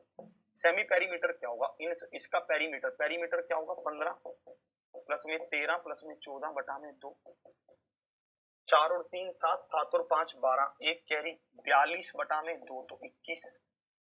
तो एरिया क्या हो जाएगा, 21 गुना में 21। एरिया निकाल क्यों रहा हूं बताऊंगा। 21 माइनस 14, 21 माइनस 13 और 21 माइनस 15, और बराबर किसको होगा, हाफ इंटू बेस। बेस क्या है, 14 है हाइट, ताकि मैं इस हाइट को निकाल सकूं, ये वाली हाइट, इस हाइट को, ये हाइट यूज करके मैं क्या निकालूंगा, फिर एरिया निकालूंगा समलंब का। इसलिए मैं ये लिख रहा हूँ और कुछ नहीं। तो अब यहाँ पर देखना, ये क्या होगा, 21 गुना में ये कितना हो जाएगा 7, ये कितना हो जाएगा गुना में 7 और 1 8, और ये कितना हो जाएगा 6, बराबर क्या होगा, हाफ इंटू 14 इंटू एच। आप इसको काटेंगे तो 7 पर गया, 7 से 7 गया, तो एच कितना, एच तो बहुत ज्यादा आ रहा है, एच तो हमारा बहुत ही आ रहा है। अच्छा, स्क्वायर रूट भी तो था इसका, अरे यार रुक जाओ, इसका स्क्वायर रूट तो ये होगा 21 गुना में 7, ये कितना होगा 8, और ये कितना होगा 6, और इसका स्क्वायर रूट, तो 7 गुना में 3 गुना में 7 गुना में 4 गुना में 2 गुना में 3 गुना में 2। अब स्क्वायर रूट है, यहाँ से कितना बाहर आएगा, 7 आ जाएगा, 3 आ जाएगा, 2 आ जाएगा, 2 आ जाएगा। ये करना पड़ेगा क्योंकि हमें हाइट निकालनी है 2 से 3, तो h क्या आ गया, 3 दूनी 6, 6 दूनी 12। अब हो गया क्वेश्चन। अब अब मुझे पता है कि दो जो समांतर भुजाएं हैं वो क्या है, 25 और 11। अब मुझे पता है कि हाइट क्या है, 12, तो एरिया में बता दूंगा, है ना। अब मुझे पता है कि दो समांतर भुजाएं क्या है, हाफ, एरिया क्या हुआ, एरिया किसका, समलंब का, एरिया क्या हुआ, हाफ इंटू 25 और 11 का जोड़ कितना, 36, और ऊंचाई कितनी, 12, तो ये कितने पर गया, 6 पर। तो चिकन 36, 3 कैरी 6 3 18 और 3 21, तो 216 इसका क्या है।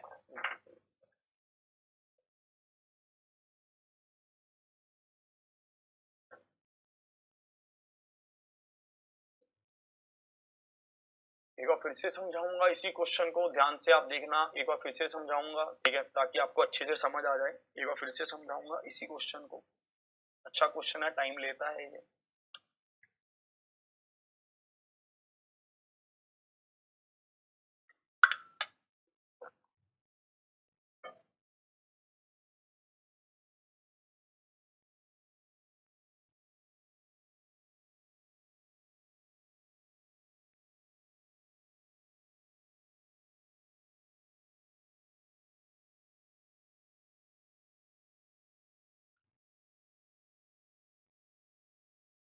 अच्छा क्वेश्चन है, टाइम लेता है, ठीक है, ध्यान से आप समझेंगे, नोट कर लेंगे आप पहले, कोई बात नहीं, लिख लो, एक बार लिख लो, फिर से समझा देते हैं, एक बार लिख लो।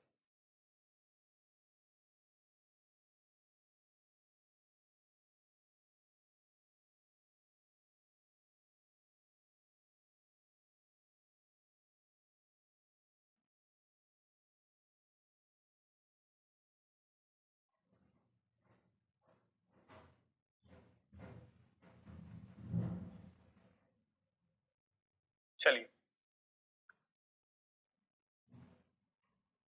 एक बार फिर से समझाऊंगा, कोई दिक्कत नहीं है, आराम से समझेंगे आप। देखो मैं आपको समझा रहा हूँ, फिर से समझाता हूँ। जैसे ABCD हमारे पास एक ट्रेपीजियम, इस ABCD ट्रेपीजियम में मैं कैसे कैसे कर रहा हूँ, मुझे ये कहा गया कि ये 25 है, मैंने बोला ठीक है ये 25 है। मुझे ये कहा गया ये 11 है, मैंने बोला ठीक है ये 11 है। मुझे ये कहा गया कि ये 15 है, तो मैंने बोला ठीक है ये 15 है। मुझे ये कहा गया ये 13 है, मैंने बोला ठीक है ये 13। अब मुझे ये कहा गया कि क्या तुम इस ट्रेपीजियम का एरिया बता सकते हो, मैंने कहा मैं बता देता अगर मुझे हाइट दी होती। बोले चीज तो फिर यही है, तुम्हें हाइट ही तो निकालनी है सबसे पहले, मुझे ये हाइट निकालनी है। अब अगर ये मुझे हाइट पता हो तो मुझे पता है कि एरिया क्या होगा, half into sum of parallel side, समांतर भुजाओं का जोड़ गुना ऊंचाई, ये एरिया हो जाएगा, ये तो होगा, मुझे ये पता ना, कोई दिक्कत ही नहीं। अब बस मुझे ये पता है कि ये 25 है, ये 11 है। अब सारी मशक्कत किसके लिए, हाइट निकालने के लिए है। हाइट इसमें ऐसे निकलेगी, ये हाइट का पूरा गेम चलेगा इसमें। हाइट कैसे निकलेगी, हाइट ऐसे ही निकलेगी। हम क्या करते हैं, एक लाइन ऐसे खींच देते हैं, अच्छे से खींची, हम एक लाइन को ऐसे खींच दें जो इसके पैरेलल हो, ई। अब मुझे पता है कि ये 13 है, ठीक है। अब मुझे पता है कि एक ट्रायंगल बन रही है, ये वाली, ये मैं इसको थोड़ा सा अंडरलाइन ऐसे कर दूं, मुझे ये पता चल रहा है कि ये एक लाइन बन रही है, ये एरिया है, एक ट्रायंगल बन रही है, सॉरी एक ट्रायंगल, मुझे ये पता है। अब मुझे अगर ये पता है कि एक ट्रायंगल है, तो इस ट्रायंगल में मुझे ये भी पता है कि ये 11 है, तो ये कितना है, 14 है। तो मैं इस ट्रायंगल की किसी ना किसी तरह से मदद से मैं इसका हाइट निकाल सकता हूं बस, और मेरे पास कोई तरीका नहीं है हाइट निकालने। तो ये हाइट कैसे आएगी ये मैं बता दे रहा हूं, half into base into height बराबर किसके, एरिया के। एरिया हमारे पास क्या होगा, सेमी पेरीमीटर इसका। इसका सेमी पेरीमीटर हमने कितना निकाला, 21 निकाला, है ना। मतलब ये भी एरिया, ये भी एरिया, 21 माइनस 14, 21 माइनस 13, 21 माइनस 15, तो ये किसके बराबर होगा, ये बराबर होगा 7 गुना में 3 21, 21 में से 14 गया तो 7, 21 में से 13 गया तो कितना होगा हमारे पास 8, और भाई साहब 21 में से 15 गया तो क्या होगा 6। 6 का मतलब क्या है 2 और 3, 4 का मतलब क्या है 8 का मतलब क्या है 4 दूनी 8। तो मुझे पता है कि ये क्या होगा, half into 14 into H is equal to area क्या हो जाएगा, 7 2 बार आ रहा है तो एक बार बाहर निकालो, ठीक है। इसी तरह से 3 2 बार आ रहा है तो एक बार बाहर निकालो, दो दो बार आ रहा है तो एक बार बाहर निकालो, 4 का स्क्वायर रूट तो 2 होता ही है, तो 2 बाहर निकालो, ऐसे कह रहा हूं। फिर मैं अगर इसको काटूं सबको तो ये कट्टा, तो हाइट कितनी आ गई, 3 दूनी 6, 6 दूनी 12, 12 हाइट आ गई। और अगर 12 हाइट आ गई तो मशक्कत ही इसके लिए थी, तो भाई साहब समलंब का एरिया क्या होगा, हाफ इंटू 25 प्लस में 11 गुना 12, मतलब हाफ इंटू 36 गुना 12, मतलब 6 पर गया, चिकन चिकन 36, 3 दिया 6 थी 18 और 3 21, 2 को 16 होगा भी नहीं होगा, यही था।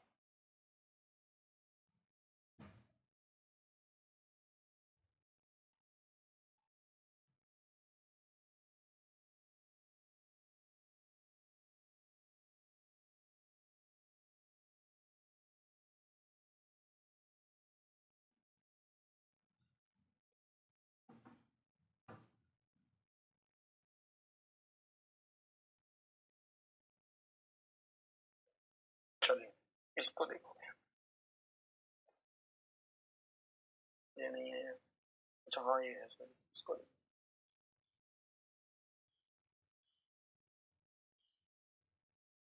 एक समलंब ABCD में AB पैरेलल है CD, एक समलंब हमने बनाई, समलंब कुछ इस तरह से बनी, ये है समलंब AB और ये कह रहा है ABCD। अच्छा AB को चलो नीचे लेते,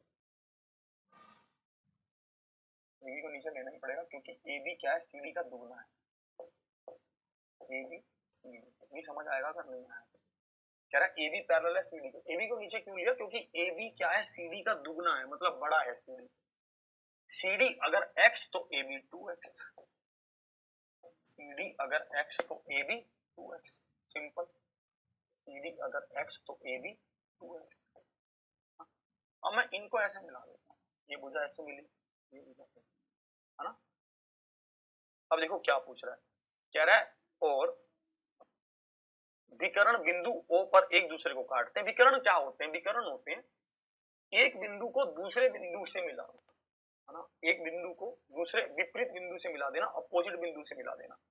जैसे A को C से मिला दिया, B को D से मिला दिया, ये इसके विकर्ण है, डायगोनल है। डायगोनल क्या होता है, एक बिंदु को आप दूसरे उसके विपरीत बिंदु से मिला दें, ये वो डायगोनल होता है। कह रहा है इसके डायगोनल O बिंदु पर काटते हैं, मैंने इनको काटा O पर कट रहे हैं, इसके डायगोनल O पर कटे, इसके डायगोनल क्या हो रहे हैं, O पर कट रहे हैं, हमने काट दिया।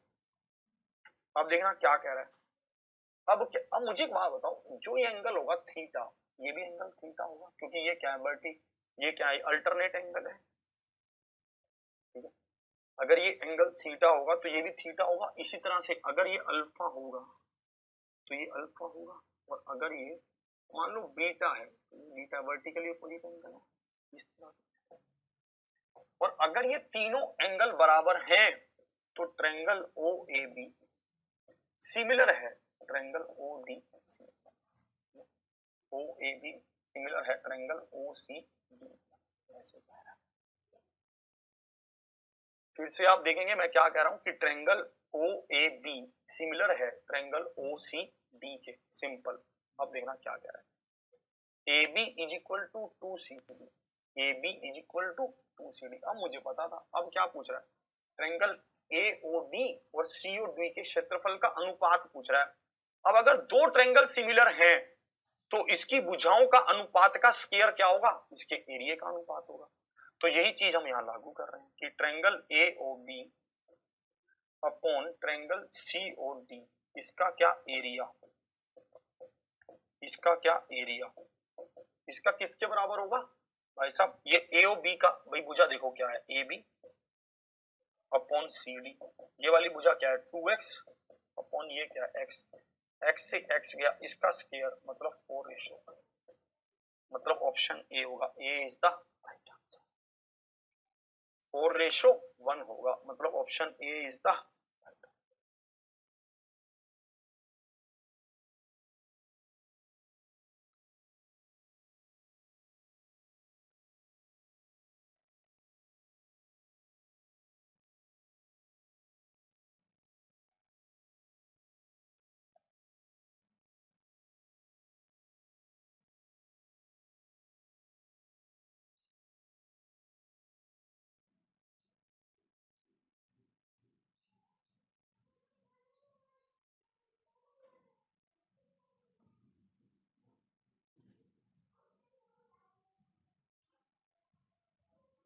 चलिए 4:1 हो।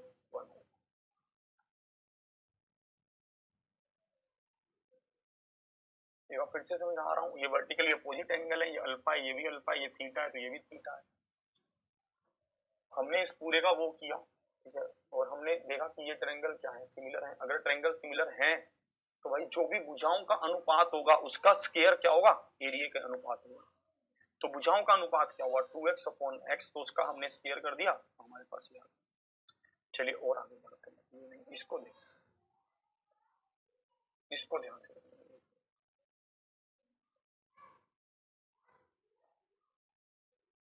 इसको ध्यान से देखिए, ये आपको क्या कहना चाह रहा है।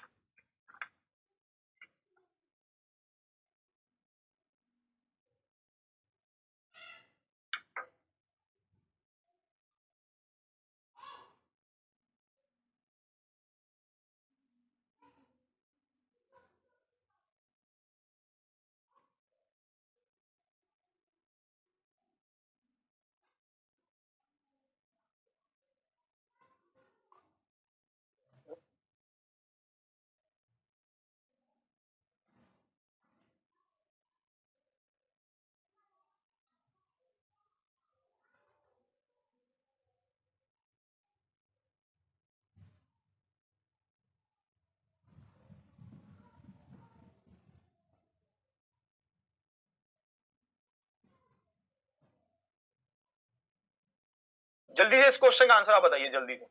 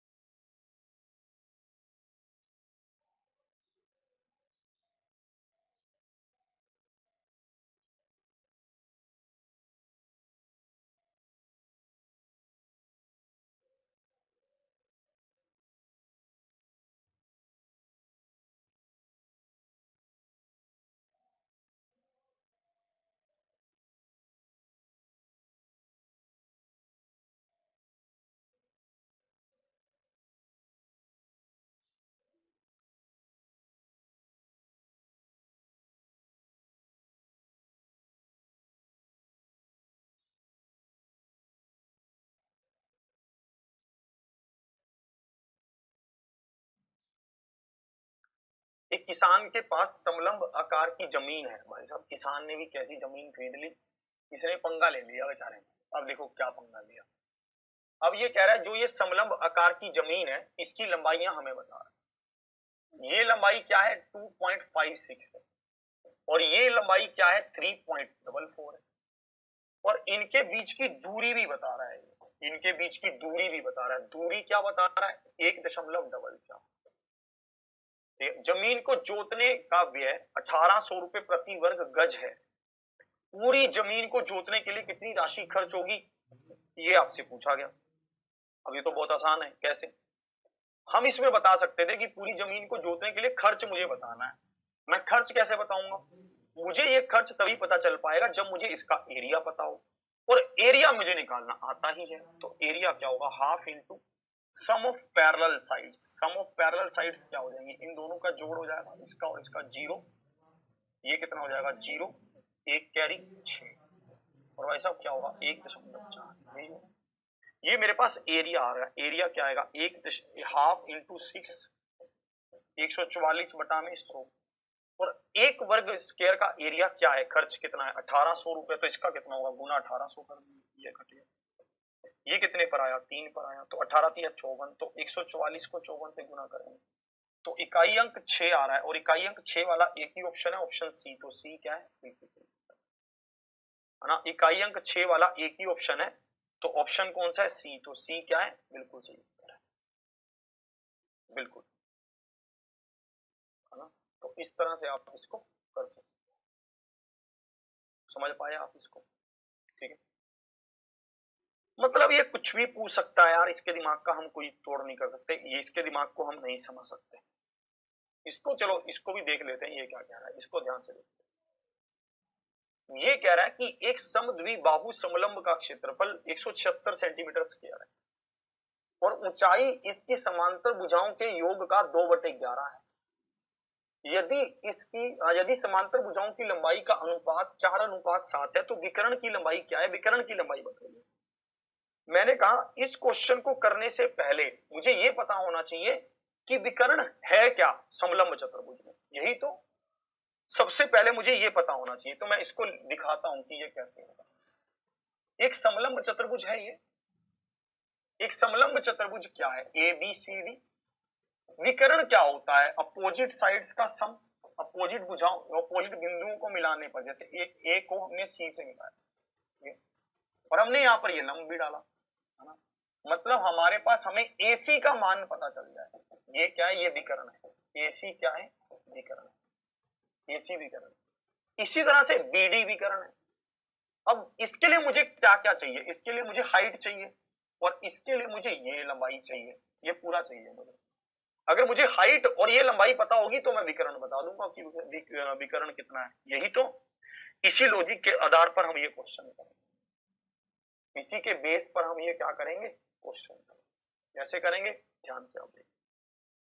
इसी पर एक समलंब, एक समद्विबाहु, समद्विबाहु मतलब कौन सी हो गई? जिसकी नॉन पैरेलल साइड्स बराबर हैं। समद्विबाहु तो वही होती है। हमें उसका क्षेत्रफल दे रखा है कितना? 176 सेंटीमीटर, ठीक है। और हमें पता है, हमें ये कह रहा है कि एक समद्विबाहु, एक समद्विबाहु हमने बनाई। इसमें कह रहा है कि इसकी ऊंचाई क्या है? इसकी ऊंचाई 2/11 है समांतर भुजाओं के योग की। मतलब अगर ये 2x है तो, और तो इनका योग क्या होगा? a प्लस में b का योग क्या होगा? 11x होगा। तो आप देखना एरिया क्या होगा? एरिया होगा half into 11x into 2x बराबर किसके? 176 के। 2 से 2 कट गया, 11 से इसको काटो तो 16 पर गया, तो x स्क्वायर किसके बराबर आया? 16 के। तो x किसके बराबर आया? 4। x 4 के बराबर आ गया। अगर x 4 के बराबर आ गया तो ये कितनी आ गई? 8 आ गई। ये तो आ गई। अब बनाओ इसको पूरा, ठीक है। अब मुझे पता चल गया कि ये मेरे पास कितनी आ गई? 8 आ गई। इसी तरह से अगर ये 8 आई तो इन दोनों का जोड़ क्या हुआ? 11x का हुआ 44 हुआ, 44 आ गई। इन दोनों भुजाओं का योग क्या कह रहा था? 11x है। यही तो कह रहा था ऊंचाई इसकी समांतर भुजाओं के योग की 2/11 है। तो ऊंचाई जो समांतर भुजाओं का योग क्या हो गया? x का मान यहां रखोगे 44 हो गया। यहां पर कह रहा था कि समांतर भुजाओं का अनुपात क्या है? 4:7 है। तो भाई साहब 11 किसके बराबर आया? 44 के बराबर, है ना। तो 1 किसके बराबर आया? 1 बराबर आया 4 के। तो 4 किसके बराबर आया? 16 के। तो 7 किसके बराबर आया? 28 के। अब ये गेम पूरा बनेगा। अब मुझे पता चलेगा कि ये भुजा है 16, ये भुजा है 28 और ये वाली भुजा है कितनी? ये ऊंचाई कितनी है अगर मैं देखूं तो 8। इसी तरह से मैं एक इधर खींच देता हूं तो 8, ठीक है। अब मैं यहाँ पर नीचे देख लेता हूँ कि नीचे ये कितना बनेगा? ये नीचे बनेगा 16, है ना। और हमारे पास बचेगा कितना? 16 में से 8 गया तो 12 बचेगा। 12 का आधा कितना? 6। तो ये 6 आ गया। ये भी कितना आ गया? 6 आ गया, है ना। अब मुझे ये वाली लाइन बता, है ना। 16 और 6 कितनी होगी? 16 और 6 22। तो ये 22। तो अब आपको पता है कि ये 22 है, आपको ये पता है कि ये 90 डिग्री का कोण बना रही है। ये 8 है, ये 8 है, ये 22 है, ये 8 है, ये 22 है। ये मुझे बतानी है। मुझे लग रहा है कि ये 2 यहाँ आएगा नीचे, ठीक। अब देखो 22 का स्क्वायर क्या होगा? अब ये तो राइट एंगल ट्रायंगल बन रही है। 22 का स्क्वायर प्लस में 8 का स्क्वायर, 22 का स्क्वायर क्या होगा? 484, है ना। और 8 का स्क्वायर क्या होगा?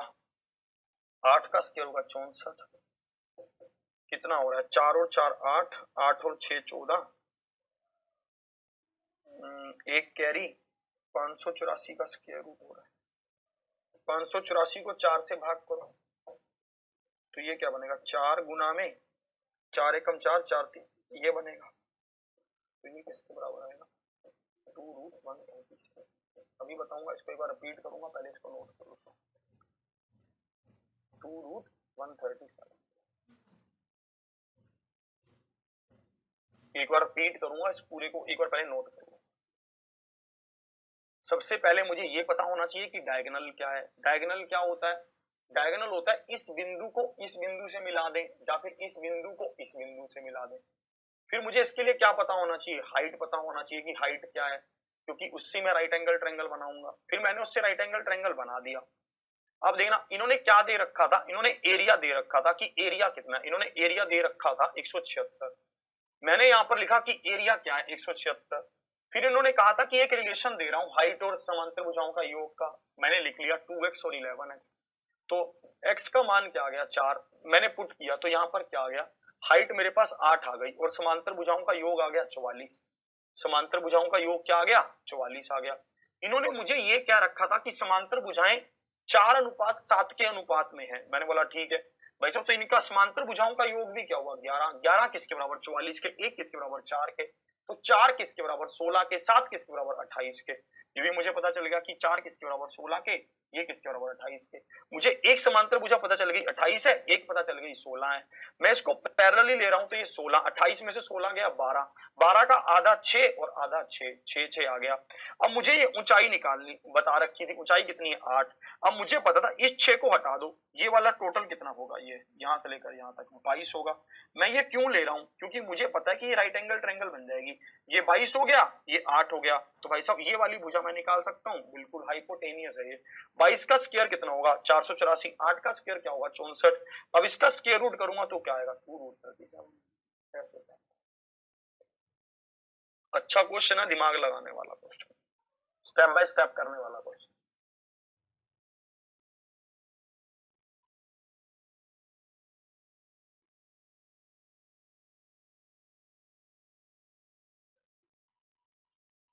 चलिए इसको देखेंगे, ये क्या क्या है। अब ट्रेपीजियम खत्म हो गया, ट्रेपीजियम खत्म। अब देखो, एक क्वाड्रिलेटरल की कभी कभी बात करता है कि एक क्वाड्रिलेटरल है, उसके ऊपर वैसी चर्चा करने लगता है कि जैसे ये क्वाड्रिलेटरल है, वो ऐसे है ऐसे है, क्वाड्रिलेटरल की कभी कभी बोलता है। तो क्वाड्रिलेटरल क्या होती है, क्वाड्रिलेटरल एक ऐसी चतुर्भुज होती है जिसके बारे में कुछ भी नहीं पता कि वो क्या है, कौन सी भुजा पैरेलल है कौन सी नहीं है। बस ये पता है कि 4 भुजाओं को मिलाकर तुमने क्वाड्रिलेटरल बना दिया, बस तुम्हें ये पता है बस। तो जब कभी भी ऐसा बोले तो आपको ये कैसे देगा, मैं आपको बताता हूँ। जैसे इसने बोला कि ये क्वाड्रिलेटरल है एबीसीडी, एक चतुर्भुज है एबीसीडी, इसमें ये ऐसे बोलेगा कि एक विकर्ण की लंबाई क्या है 54, तो ये बोलेगा कि एक विकर्ण की लंबाई क्या है 54। बोलेगा कि इसके 2 शीर्षों से हमने इस पर लंब डाले हैं, हमने ये लंब डाला, ठीक है, हमने इस बिंदु से इस पर ये एक लंब डाला, ठीक है। फिर ये कहेगा चतुर्भुज के शीर्ष से विकर्ण पर 2 लंब डाले, हमने इस बिंदु से एक लंब इस पर डाला, ये भी एक लंब डल गया। अब ये मुझे कह रहा है कि भाई इसकी लंबाई क्या है 54 है, ठीक है, और 2 लंब डाले 36 और 30 के, ये 36 वाला लंब डाल दिया, ये 30 वाला लंब डाल दिया, और आपसे इस पूरी क्वाड्रिलेटरल का एरिया पूछेगा कि एरिया बताओ। अब आपको ये बात समझ जानी है इससे कि इस पूरी क्वाड्रिलेटरल का एरिया बताने के लिए मुझे इसको 2 हिस्सों में बांट रखा है। किसमें, एक हिस्सा ये और एक हिस्सा ये। नीचे वाला हिस्सा भी एक ट्रायंगल बन रहा है, ऊपर वाला हिस्सा भी एक ट्रायंगल बन रहा है। अगर मैं इन दोनों ट्रायंगलों का एरिया निकाल दूं तो भाई साहब मेरे पास क्वाड्रिलेटरल का एरिया आ जाएगा। तो वही चीज आपको यहां पर समझ लेनी है। और एरिया कैसे निकालोगे, हाफ इंटू बेस, बेस क्या है 54, हाइट क्या है 36, हाफ इंटू बेस क्या है 54 और हाइट क्या है 30, यही है ना। पहले इस वाली ट्रायंगल की बात कर रहा हूं, फिर इसकी बात कर रहा हूं। अगर मैं इनके दोनों के एरिया को निकालकर जोड़ दूं तो कहानी सोल्व हो जाएगी। ये कितने पर गया 27 पर, इसी तरह से ये कितने पर गया 27 पर, इसको गुना कर लेता हूँ 27 और 36 को, 7 का 42, 4 कैरी, 6 दूनी 12 और 4 16, 7 के 21, 2 कैरी, 3 दूनी 6 और 2 8, 2 7 9, इसको गुना करके जोड़ता हूँ तो ये कितना होगा 0 7 के 21, 2 कैरी, 3 दूनी 6 और 2 8, ठीक है, 972 और 810। कितना आएगा 2 8 1782 ऑप्शन ए।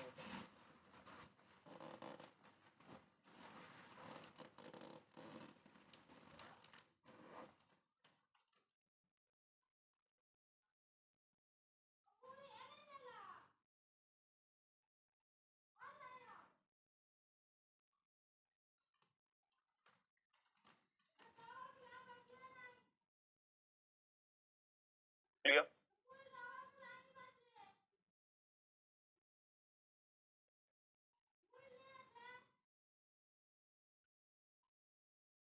चलिए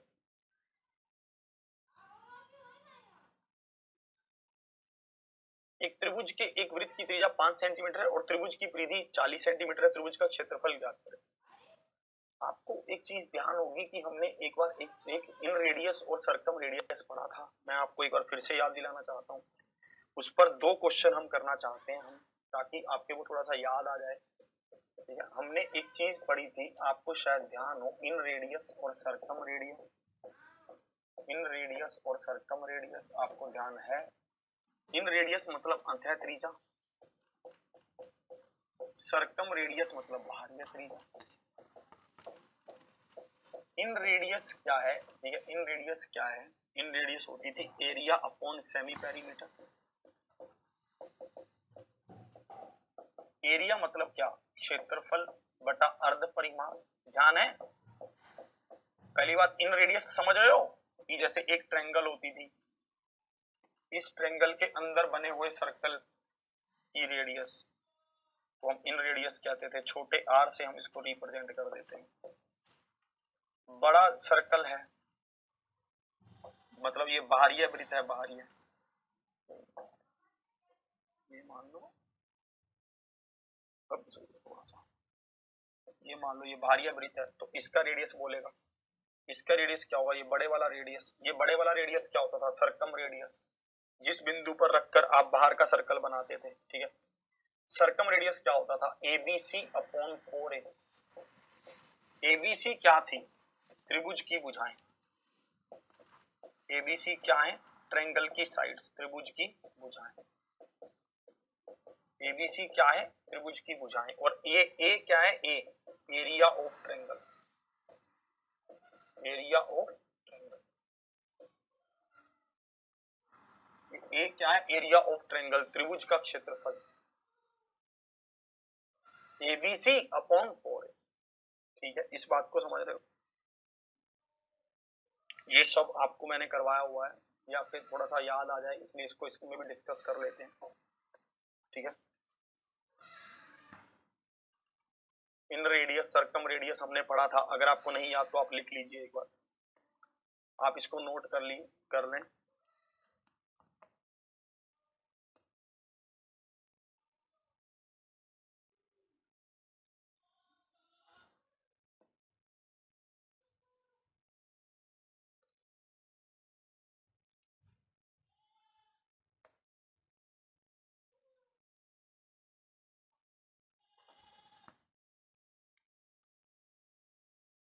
चलिए इस पर क्वेश्चन देखिए, जल्दी से इसका उत्तर बताइए।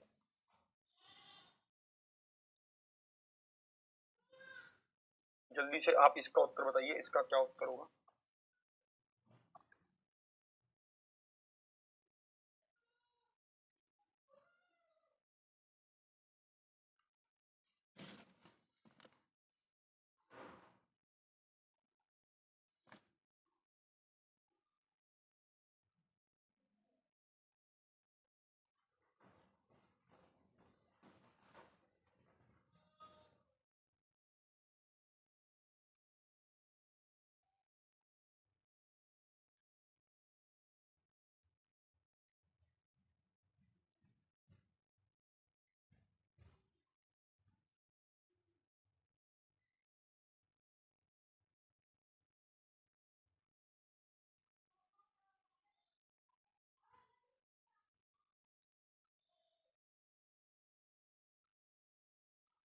चलिए, एक त्रिभुज के वृत्त की त्रिज्या 5 सेंटीमीटर है, हमने यहाँ पर लिखा 5 है।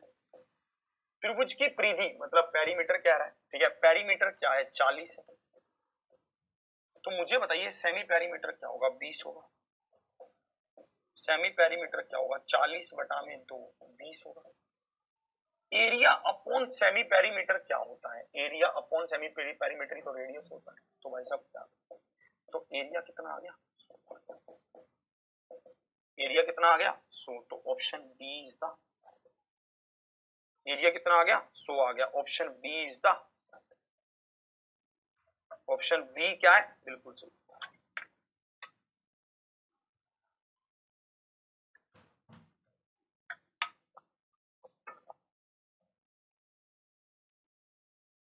चलिए इसको देखते हैं।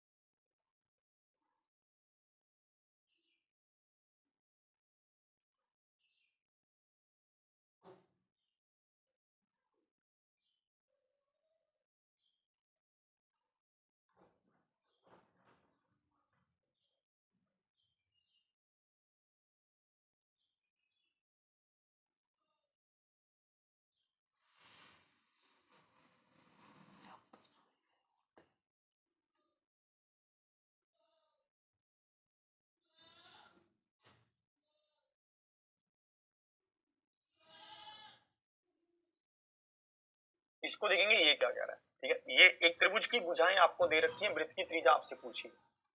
Find the radius of in circle, वृत्त की त्रिज्या ज्ञात कीजिए कि वृत्त की त्रिज्या क्या होगी। ठीक है, वृत्त की त्रिज्या आपसे पूछिए, त्रिभुज की भुजाएं आपको दे रखी है, वृत्त की त्रिज्या आपसे पूछी।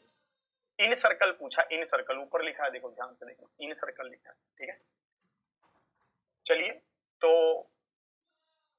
इसको आप देख लेंगे। एरिया अपॉन सेमी पेरीमीटर है। Area upon semi perimeter, semi, इस क्वेश्चन को आप खुद करके लेकर आएंगे कि इसका क्या आंसर होगा। कल हम इसमें वो क्वेश्चन पढ़ेंगे, जैसे आप पार्क में घूमने जाते हो तो वहां पर एक सर्कुलर रिंग बनी होती है, उसका एरिया पूछ लेता है। ठीक है, आप लंबाई और चौड़ाई को क्रॉस करते हो, उसका एरिया पूछ लेता है। उन सब चीजों को कल हम डिस्कस करेंगे। मिक्स क्वेश्चन कल होंगे। ठीक है, कल हम उनको डिस्कस करेंगे, परसों भी उनको डिस्कस करेंगे। मतलब 2 दिन का भी हो रहा है। 90-96 क्वेश्चन है इसके, हमने जो डिस्कस करने, भी हम 70 पर पहुंचे हैं। मतलब 10-10, 20-20 क्वेश्चन डेली डिस्कस होंगे अब, क्योंकि थोड़ा सा वो टेक्निकली काफी है। एक पॉलीगन वाला पार्ट है, उसको भी डिस्कस करेंगे। चलिए फिर आज के सेशन को यहीं तक रखता हूं, मिलता हूं मैं फिर आपसे कल इसी समय पर। आज रात को 9 बजे वाली क्लास भी होगी, उसमें भी आपको जरूर आना है। और इसी के साथ आपको सुबह सुपर 30 क्लास तो चली रही है, उसमें भी आपको आना ही है। आज का सेशन यहीं तक, उम्मीद कर